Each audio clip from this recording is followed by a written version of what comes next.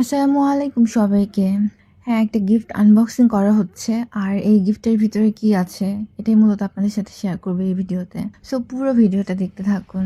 আসলে যেটা হয়েছিল যে আমার হঠাৎ করে এই বাক্সটা নিয়ে এসে আমাকে বলতেছে যে এই বাক্সের ভিতরে অনেক স্পেশাল জিনিস আছে। তো আমিও খুবই ধৈর্য সহকারে ওয়েট করতেছিলাম আসলে কি স্পেশাল জিনিস আছে। তো আমি বললাম যে আচ্ছা ঠিক আছে, তাহলে একটু আমি ভিডিও বানাই যেহেতু খুব স্পেশাল।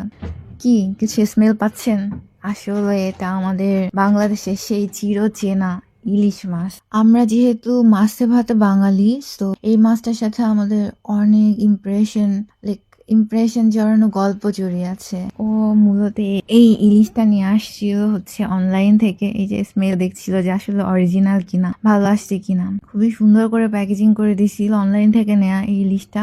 আর এই ইলিশটার দাম পড়েছিল খুব একটা বেশি পড়েনি, এটা 1000 টাকা নিয়েছিল। আপনাদেরকে ইলিশ মাছটা রান্না করে পরে আপনাদেরকে রিভিউ দেবো আসলে কেমন হয়েছিল, চায়নার ইলিশ আসলে কেমন। থ্যাংক ইউ সবাই।